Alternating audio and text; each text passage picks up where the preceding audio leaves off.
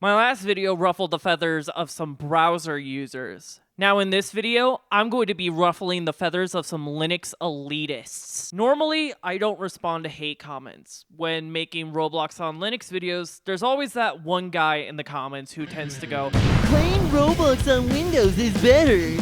Windows is better than Linux." These comments teach us a rudimentary lesson about the internet. Everybody has an opinion. There are going to be opinions that you will agree with, and some opinions that you will disagree with, and others that are so trash that you can't help but engage with them, only to find out you're being trolled. Let's apply that lesson to gaming. There are some amazing games out there, and others that are just better left forgotten. But there are a few games out there that, despite being completely harmless, seem to really grind the gears of hardcore gamers. If you're the kind of person who says things like, League of Legends is a dog shit game that fat, sweaty neckbeards who can't get laid play 24/7. Roblox is a platform for brain rot iPad kids who do online gambling through mommy's credit card. Genshin Impact is a game for weeaboos who sit in their mother's basement and sleep with a body pillow of their waifu every night. Fortnite is a cartoonish kids game that collects intellectual property harder than Ash Ketchum with Pokemon. While some people will disagree and find those opinions irritable, that's your opinion and I couldn't care less.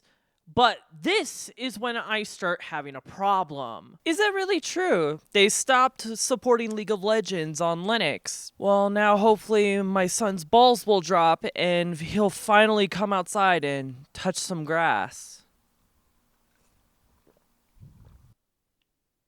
Oh my goodness, did you hear? Rockstar just killed Linux support for GTA Online. Wait, they actually killed GTA 5 support on Linux? Well, thank God, now people can go play a real f***ing video game. Okay, literally the whole reason why I installed Linux on my computer is so that my little brother can't play Roblox on it. You're actually able to play Roblox on Linux again. Wait, what do you mean they support Roblox on Linux again? It's called Sober. Sober? No way. No way he could have figured that. No.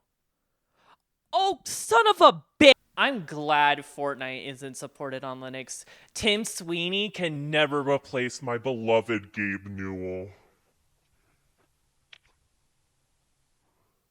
Okay, got a little too personal with that last one, but you get the point. People boasting about a game not being supported on Linux. If you are a Linux user who knows a bit of gaming history, you would know that compatibility tools have come really far in supporting games that are only accessible on Windows. Now, if you're a Linux gamer with any common sense, you should know that if a game is supported on Linux, whether natively or through tools like Wine or Proton, we all win because that's a new game that we're able to play. The opposite also applies. If a game loses compatibility, for example, the game publisher adopts a rootkit anti-cheat client that breaks any compatibility tool, we all lose. Just because you don't like a game doesn't mean that the game doesn't deserve to be supported. Giving people choices on what they get to play matters. Some people like to play indie games and support indie developers, maybe the latest AAA title,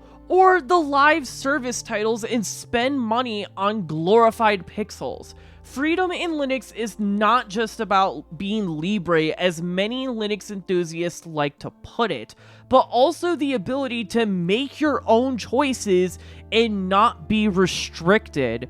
Being proud over choices being taken away, or a lack of choices in general, is the antithesis of freedom on the Linux desktop. Here's a quote I made on my video when Roblox decided to block Wine support.